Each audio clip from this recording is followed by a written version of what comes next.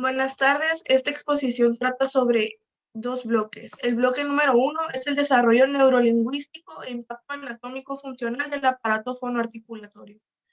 Y el bloque número 2 son las formas de comunicación basadas en la neurolingüística y psicolingüística. Nosotros hablaremos solamente del bloque 1.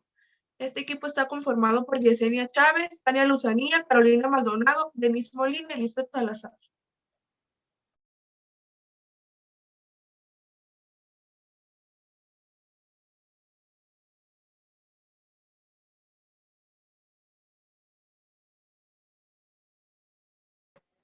Fonética articulatoria del aparato fonador humano. Ninguno de los órganos que utilizamos en la producción del habla tiene una función exclusiva. Nos referimos a ella como órganos articulatorios. En nuestra especie, como en otras, estos órganos participan en mecanismos que nos permiten a los humanos emitir los sonidos que realizamos. La fonación. El glotis se encuentra en las artinoides, permanece abierta dejando pasar el aire. Cuando esto pasa, emite cualquier sonido. Las cuerdas vocales vibran en forma horizontal cuando se cierra y cuando se abre sucesivamente.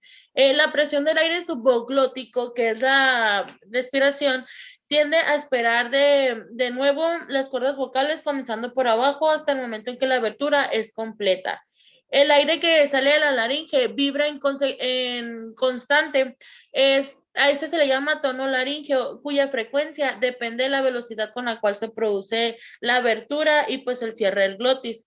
En conjunto de órganos que conforman la fonación se distinguen en tres zonas: la supoglótica, que es la cavidad de la boca, y las fosas nasales en la faringe.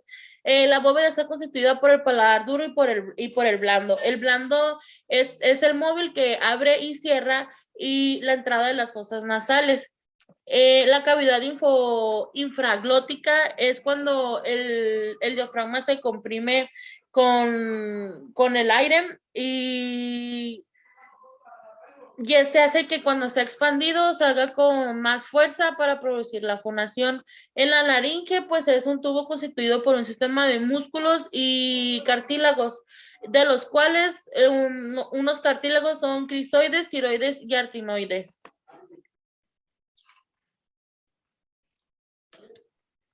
Desarrollo del lenguaje.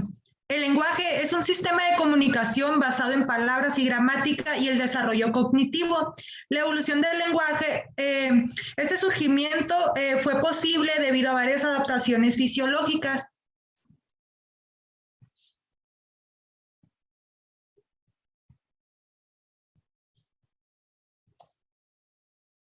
Okay. Secuencia del desarrollo inicial. Antes de que los bebés puedan utilizar palabras, expresan sus necesidades y sentimientos por medio de sonidos que progresan del llanto a balbuceos.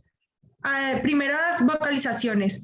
El llanto es el único medio de comunicación que tienen los bebés recién nacidos. Este llanto puede indicar varias cosas, por ejemplo, que tiene hambre, sueño o enojo. Copian los sonidos que escuchan de la gente que los rodea. Y aparece el balbuceo. El balbuceo no es un lenguaje real, dado que este no tiene un significado real para el bebé. Ademanes. Los ademanes aparecen antes de que los niños tengan vocabulario de 25 palabras y disminuye cuando los niños aprenden la palabra que querían representar con este ademán. Por ejemplo, una de los ademanes más comunes en los bebés es decir adiós con su mano. Y las primeras oraciones. Por lo común, las primeras oraciones de un niño tratan acerca de sucesos, objetos, personas o actividades cotidianas, ya que es con lo que más están familiarizados. El desarrollo cerebral. Las primeras partes en desarrollarse son el tallo cerebral y la protuberancia anual. Interacción social. El papel de padres. El lenguaje es un acto social. En cada etapa del desarrollo del lenguaje, la interacción con los padres representa un papel esencial. El habla dirigida al niño. Al hablar con los recién nacidos, incluye el habla lenta y la simplificación. La preparación de la alfabetización. A los niños que se les lee con frecuencia cuando tienen de 1 a 3 años muestran mejores habilidades de lenguaje entre los 2 y los 5 años. El desarrollo del lenguaje. A los niños pequeños con el lenguaje les ayudan a expresar su punto de vista único. Gramática y sintaxis. A los 3 años, el niño promedio sabe y puede utilizar entre 900 y 1000 palabras. Pragmática y habla social. A medida que los niños aprenden su vocabulario, se vuelven más componentes en la pragmática de cómo utilizar el lenguaje para comunicarse.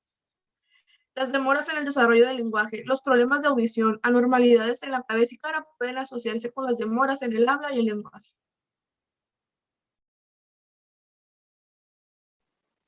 Lenguaje no verbal.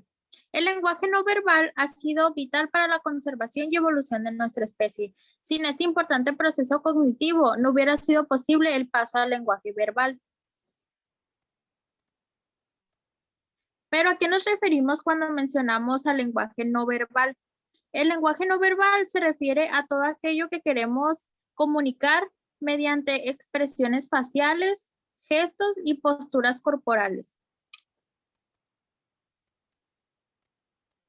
Darwin planteaba que hay similitud en las expresiones faciales y posturas corporales en diversas especies, las cuales responden a ciertas emociones. Su interés por argumentar este proceso buscaba fundamentar su teoría de la evolución. Para él, las emociones existen tanto en los animales como en las personas.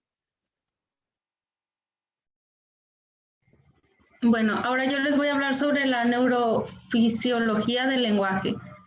Los seres humanos tenemos diferentes capacidades que nos diferencian de otras especies. Una de ellas es la capacidad que tenemos para mover nuestras manos y la otra la capacidad del lenguaje, la cual la podemos transmitir o emitir a través del lenguaje verbal o escrito.